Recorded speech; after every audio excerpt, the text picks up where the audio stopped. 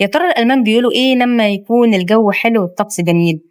في الفيديو دي هنتعلم الجمل اللي الألمان بيقولوها بالظبط، مش الجمل التقليدية اللي بالآخر. تابعوني. الجملة الأولى واه ist das schön heute؟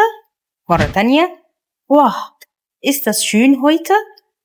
واه يعني واو أو ياه، الجو جميل النهاردة. يلا دوركم. sehr gut. الجملة التانية endlich scheint die Sonne. nochmal endlich scheint die Sonne، يعني أخيرا الشمس طلعت. والألمان بيقولوا الجملة دي كتير بعد المطر بقى والبرد وكده، لأن هم هناك بيحبوا الشمس جدا يعني عكس معظمنا. يلا دوركم. الجملة الثالثة perfektes Wetter heute. nochmal perfektes Wetter heute، يعني الجو النهاردة perfect أو الجو النهاردة مثالي. ودي الألمان بيقولوها كتير في الصيف والربيع وكده. دورك أو دورك. هيما. الجملة الرابعة komm wir gehen raus. مرة تانية komm wir gehen raus، يعني يلا نخرج. bist du dran؟ sehr gut. أو برضو lass uns eine Runde spazieren gehen. nochmal lass uns eine Runde spazieren gehen، يعني يلا نتمشى. ودي جملة كتير شائعة بين الأصحاب.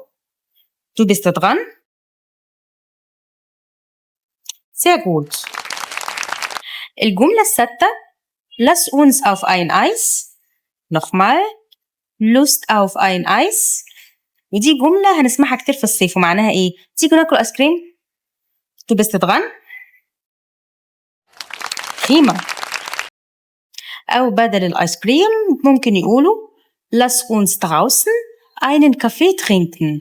nochmal lass uns draußen einen Kaffee trinken، يعني يلا نشرب قهوة برا. du bist dran؟ prima. والجملة الأخيرة وقت الغروب بيقولوا إيه؟ schau mal wie schön der Himmel aussieht. nochmal schau mal wie schön der Himmel aussieht.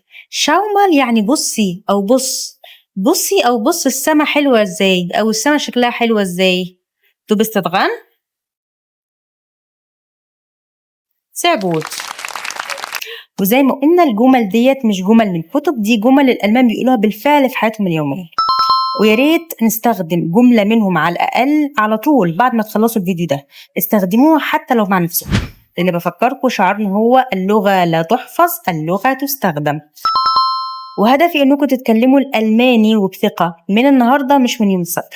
وتستنوني في موقف تاني من سلسلة الألمان بيقولوا إيه لما. تشوس.